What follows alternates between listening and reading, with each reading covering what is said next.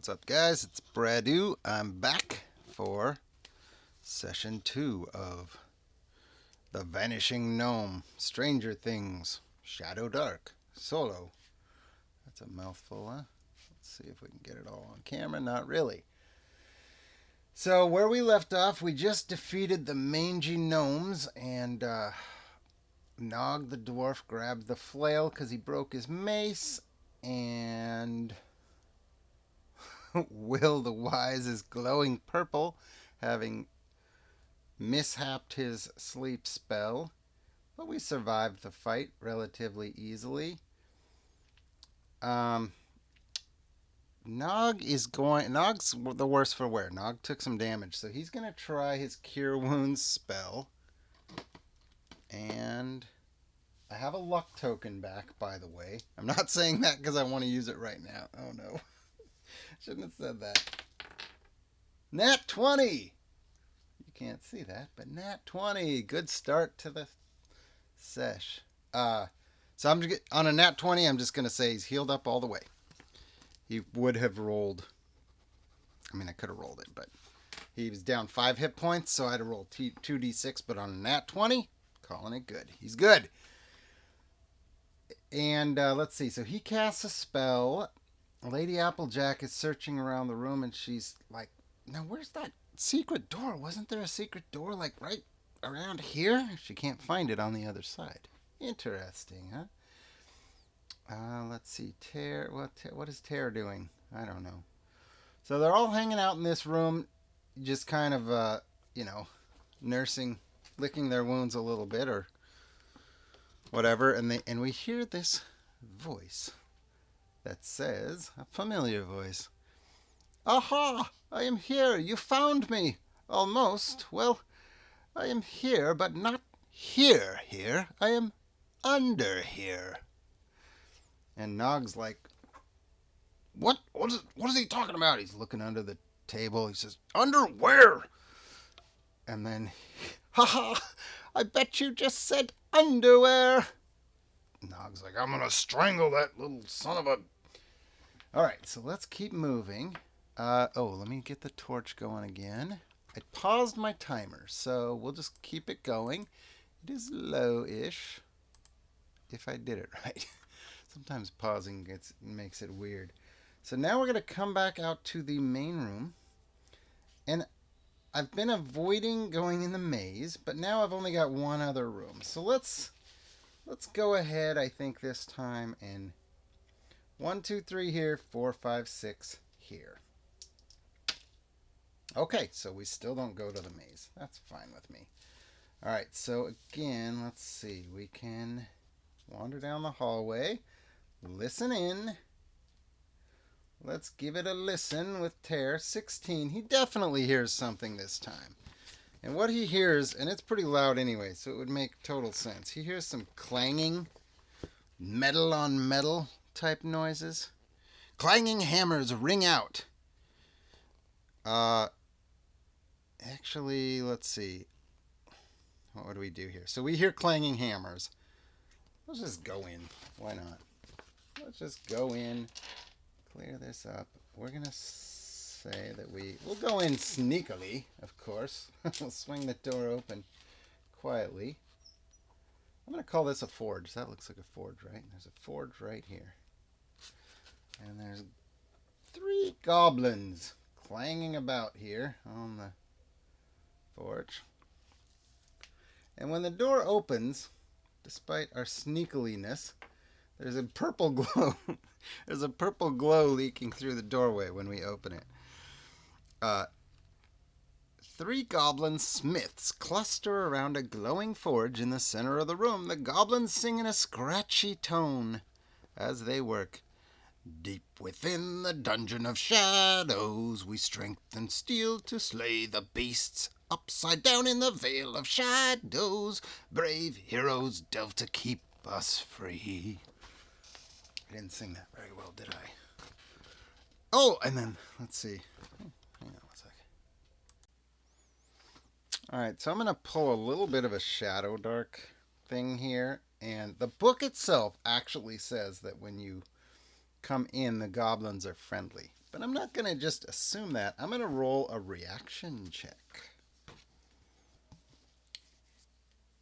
2d. No, wait. Yeah, 2d6. And I add my charisma to. I generally would pick my highest charisma character, whoever I consider my leader for chit chatty stuff. And that would be Tear, the paladin, who's about their size anyway. So, perfect. 8 plus 10 is curious, nearly friendly. 8 plus 2 is 10, which is curious. They would be friendly. But had I rolled really low, I might say, and this is how you do kind of every interaction, in Shadowdark, like you see how they react to you, and it might, if it's a very low number, they're going to attack. You don't always assume one way or the other, but this is actually a written adventure, so the story goes that the goblins are friendly anyway. So they say, "Oh, uh, visitors! We have visitors. We don't get visitors very often. Come on in. We're just here working hard on our forge as always, making magic." And we talk to them a little bit and learn that they're having trouble with some gnolls down the hall who are bullying them or whatever. So we actually can tell them, this is a storyline. Had we come in here first, they might have asked us to help out, but we can tell them, oh, we've taken care of the gnolls. We walked in there and they were doing some crazy ritual and we stopped that. Oh, I should probably be picking up Tear, since Tear I said is my leader. He's my halfling. Yeah, they were doing some crazy ritual, and we stopped them and killed them, and they're taken care of. Don't worry about them anymore. What? Really? That's fabulous. Well, it's nice to meet you guys. Let's see. I'm Gib, and I'm standing on top of tracks here, and the one over there, that's Blee. And if you put all their names together, it's Gibbletrax, like the Forge of Gibbletrax, by the way. Hint, hint. Little clever nugget there. They said, wow, well, if you took care of those goblins, or took care of those gnolls for us, sorry, we're the goblins, duh, no doy, why don't you use our forge? It actually does, it can do a magical quality to one weapon per hour, and, yeah, you stick your weapon in the forge, and it'll do extra damage the next time you strike with it. well, we already have a magic flail and a magic greatsword, so I think the only one who could really make use of this is going to be Lady Applejack. So she'll use her dagger. Does she have a dagger, right? And shove it in there, and it will be heated up.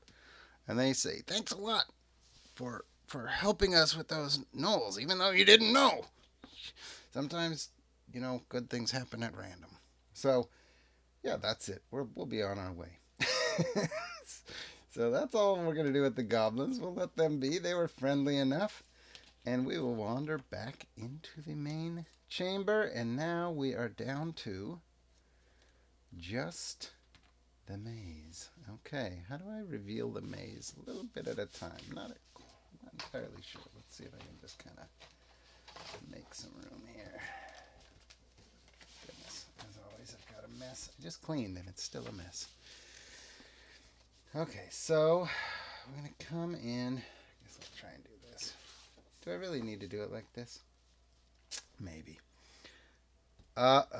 Question. So I named Tear my leader, and I talked about my order was going to be Tear, and I know what I'll do. I'll have Tear and Lady Applejack in the front, more or less side by side, because Tear's tiny anyway. Because that way I can be searching for traps and stuff. This is a tricky one. I've always wondered about this. What do people do with their rogue or their thief? You can't put your frailest character up front, but you need the thief to be up there checking for traps. So I'm going to say that they can walk essentially side by side in these 5-foot corridors in this situation, because he's tiny anyway. So we're walking up, and we come to a point where Tear says, look, Lady Applejack. There's blood all over the floor and bones. What the heck? And she says, "Oh, yes, something happened here." Uh, I'm going to roll. Actually, pause that before I say all that. I'm going to roll. She's doing a check, and because she is a thief, she does checks for looking for traps at advantage. So 17, that is plenty high enough to spot this.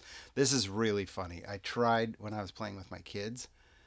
I tried to telegraph this, and I said, like, you really notice, and the map telegraphs it already anyway, right? You really notice that. Oh, dang it. Do I have to edit that out? I might have to. This sucks. You really notice because of the map, it's all bloody and whatever. So I'm telling my kids, it's all bloody and there's bones, thinking that he, thinking that they'd go, oh yeah, it must be a trap. No, no, no. He goes, oh, they just had found a test tube. What's the D&D term for a test tube? A flask. And he's like, I'm gonna scoop up some of the blood in the flask, which is, I guess, clever. But I'm like, okay, I guess I'll roll for the trap. But anyway, I discovered the trap. So she notices that there is a spear trap that if you step on the wrong, take a wrong step through here, you will trigger the trap. So we continue. Oh, did you hear that? Oh, my torch is about to go out, which is so perfect. So we're walking down the hallway. The torch starts to flicker.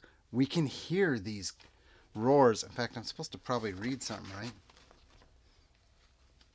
The torches in this blood. This is funny. So that's my timer. Can you hear it? Ding. When it does its final ding, the torch goes out. The torches in this blood-stained corridor sputter erratically. Not to be confused with erotically.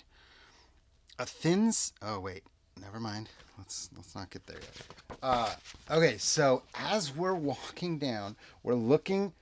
She spots...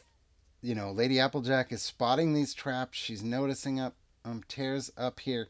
The torch is starting to go down, and there are torches in the hallways or in the corridors and stuff anyway.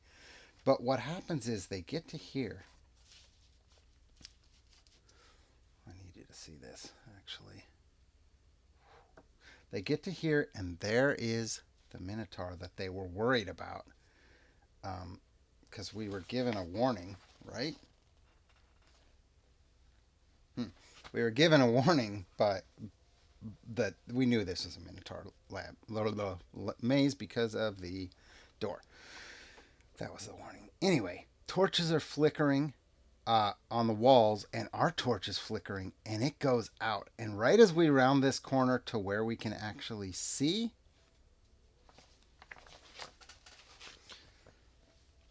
a thin...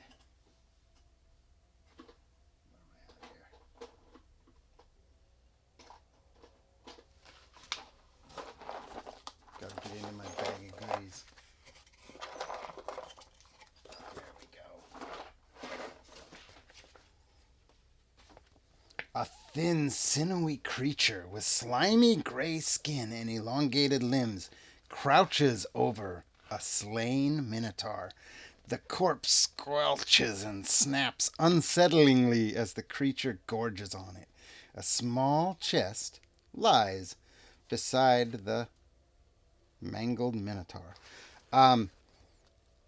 So the torches and lights are sputtering and going on and off like crazy, and this is what we see. Oh yeah. And the torch goes out, and right as our torch goes out and the lights go dim, it leaps toward Tear. Let's roll initiative.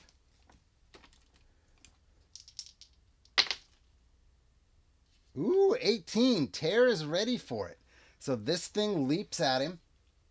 I gotta bust out a sheet here now. Here we go. Okay, so it leaps at him, but Tear is totally ready, and we get initiative. At least Tear does. He is going to swing his flame sword right away at the... We all know this as a Demogorgon spawn. Oh, 8 misses as I Bounced it wildly. Yeah, 8 is. Ooh, it's going to be close, isn't it? 8 misses. It was close, but it did miss. And right behind him is.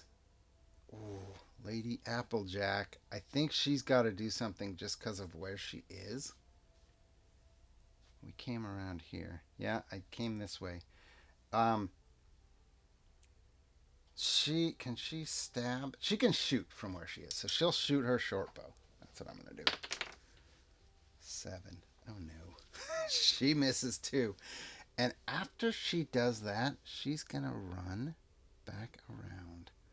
Now there are torches in the hallway, thankfully, and also there's a purple glow from our friend Will the Wise here. So she shoots and runs. Does that work? Yeah, that works. What else can happen here? I don't know that I have a good spell from Will the Wise. Oh, he has to do mage armor. He has to cast mage armor because I was timing that on the same timer as the torch. So that's not by the book. You're supposed to do 10 rounds. I just don't count rounds, crawling rounds, they're called in Shadowdark, which is um, once everybody has a turn moving, you count that as a round. But because of the way I play solo, I don't do it that way. So I'm doing it on a timer just like the torch that mage armor goes. So he's going to recast mage armor. That's probably his best move right now. 17, we're good. Okay, good deal. So he's still got mage armor, even if he doesn't have sleep. Okay. What can we do with Nog the dwarf? Can't really cast a spell. His best move might be to try to help out attacking with tear. I think that's it. So we do know that there's a trap here, so we'll avoid it.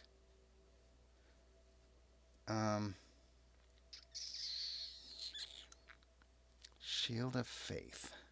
Do I cast Shield of Faith? If I do, I'm risking losing a turn attacking. I think I'm going to attack instead. I want to do Shield of Faith. It's one of those spells I kind of feel like should be not take up your whole action and should be maybe in part instead of a move or as part of your action or something.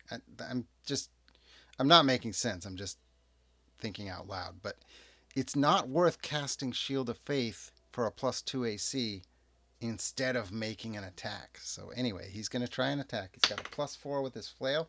All 3 of them miss. I think they're just scared. I think they're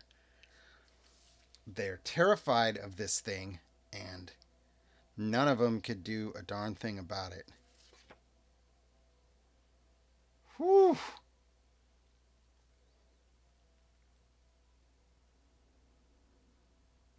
Oh, that's funny. It has an ability. Lights flicker wildly. Okay, I actually said that. That's fine.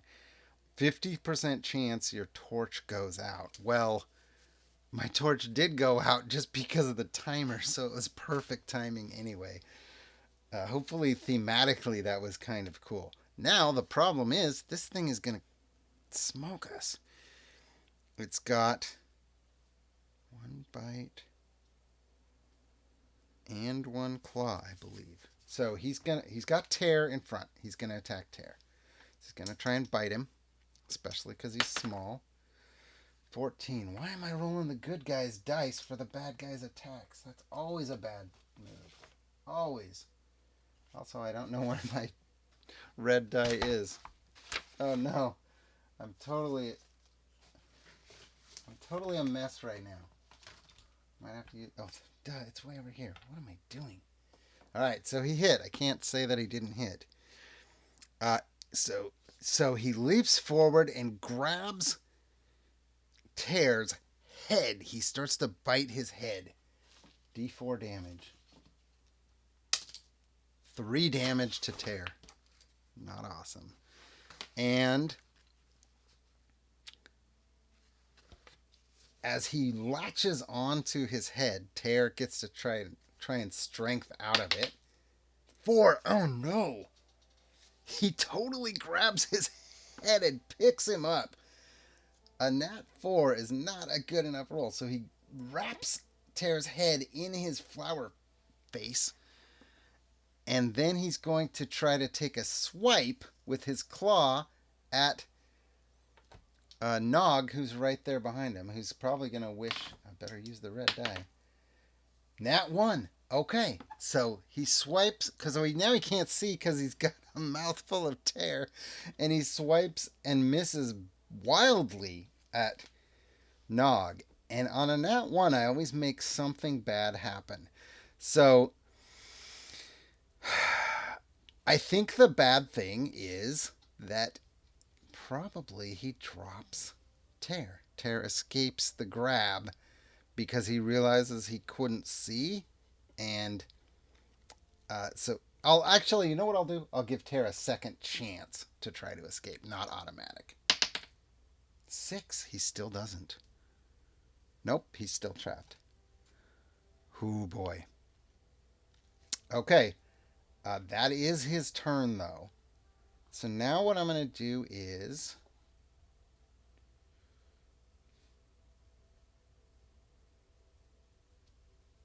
try to sneak up with Lady Applejack. Stealth check like I did before. Ooh, 18! She's got it. All right. So she sneaks up. I do have to... There's blood all over here. This would be one of the traps, but I do have to check. Because I'm in attack mode, I'm maybe not as aware as usual. Oh no. So she rolls and triggers the trap. She's so worried about sneaking up that she triggers the trap. That's going to fudge her. That is going to totally screw her sneak attack. Okay, she triggers the trap. Oh no. When a creature moves onto a trap's pressure plate, spears thrust out from the wall. Okay, so she gets a DC 13 Dex saving throw. I don't know that she'd get advantage on that though. 13, she's good. So she rolls through it, but she loses her stealth. Even though she had stealthed, she loses her stealth by doing that. But she passes the treasure chest, and she is going to use her dagger. God, I needed that stealth. She's going to use her dagger to try and stab him in the back. 19 would have been the awesome crit damage thing, but it's not. So she does get 4 damage for fire, or D4 damage fire, and D4 damage from the dagger for a total of 4.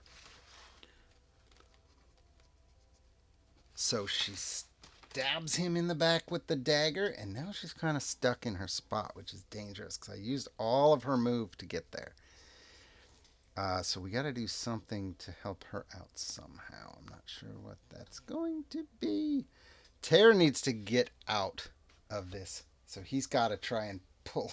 He's going to try and pull his head out of the Demogorgon's head. 19, he does it. Okay, so he like puts both hands on the Demogorgon's mouth and is like prying as hard as he can, and it goes and his head pops out and he's free. But he can't attack. It's too late for that. Nog is going to attack. That's all I can do, really. He doesn't have a good... He's got a good weapon, at least. 6 misses. Shoot. And...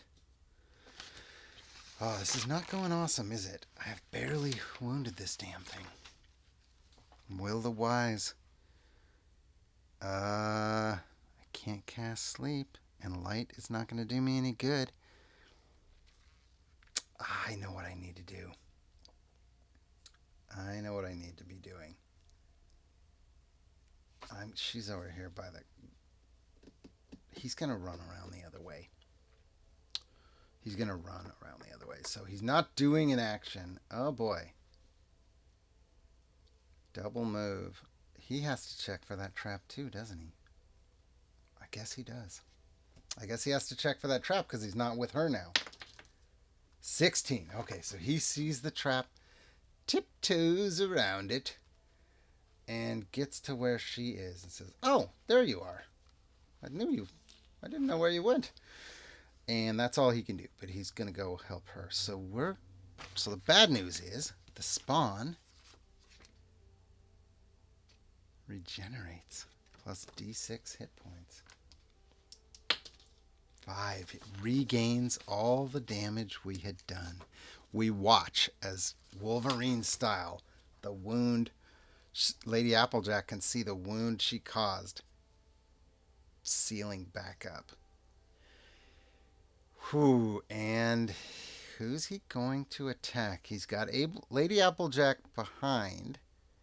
Could be any one of these three, actually.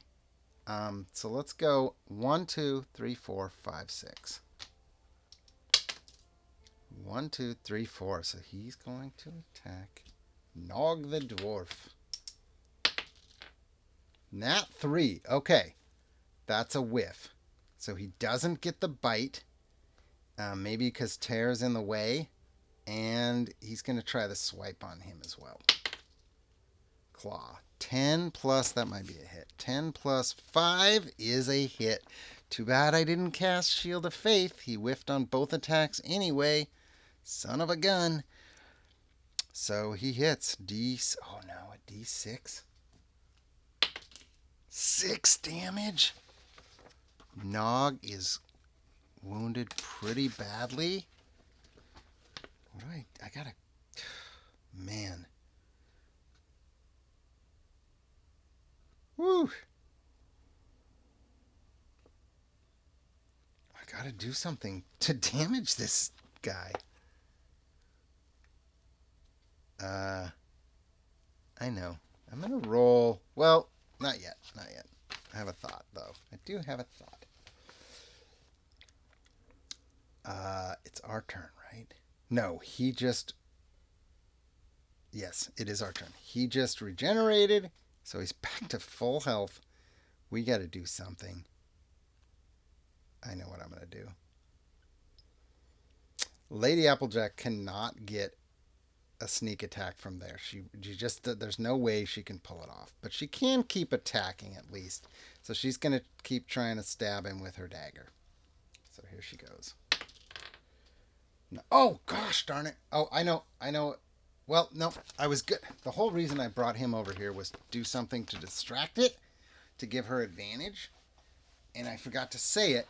So now I'm going to do something else. He's going to light a torch. And the lighting a torch is not the problem. I'll make him have a check to light the torch. He needs to roll a 12 intelligence check. 16. So he's able to light the torch, and he's going to come up and use the torch as a weapon and try to hit him in the back with it. So I'm going to call it a +0 because he's got no... Yeah, +0. Well, God, should it be a -1? Because it would be a strength check? I guess I have to go -1. But he's got his back turned. Do I do -1 and do it at advantage? I'm going to call it a +0. That's still going to miss. No, 16. Even with the -1, it hits. Okay, good. And I'm also going to call it D6 damage, because as I recall, they really don't like fire. 2 damage. Weak. Not good enough.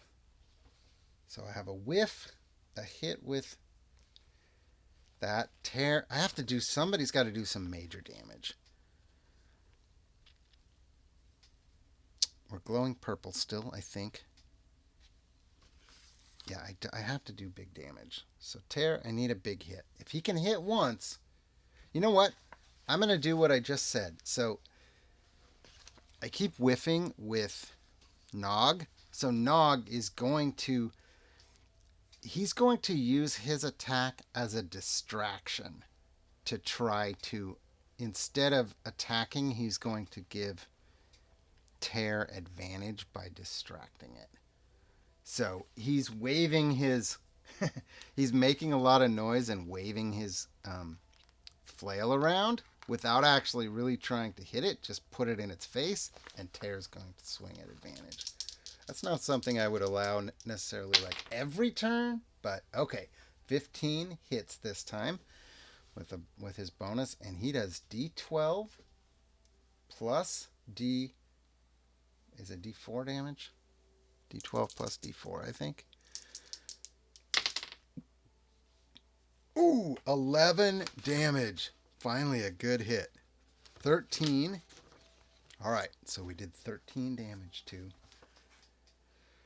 to it. We all went, right? Okay. We all went.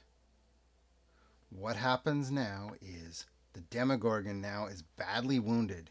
It screeches. It looks towards the sky and lets out a scream as its flower petally face things. And he leaps over these two and runs down the hall, and we lose sight of him. Chase, run! Go, get after him! Will's like, I'm not going first. Are you crazy? So Lady Applejack will run. We're chasing him. We're chasing him. We're all chasing him. Will's in last now. Nog's really slow. Lady Applejack's first. What she sees is as he gets to the end of the hallway here, he like leaps into the wall and he sucks himself right through the wall and disappears. And she's like, what? What was that? And she comes over and she's touching the wall like, I think we could move right through the wall if we wanted to. And we'll end there and see what happens next time. All right, guys, I'm Bradu. Thanks for watching. Give me a like or comment if you're having fun with this. Lady Applejack. See you next time.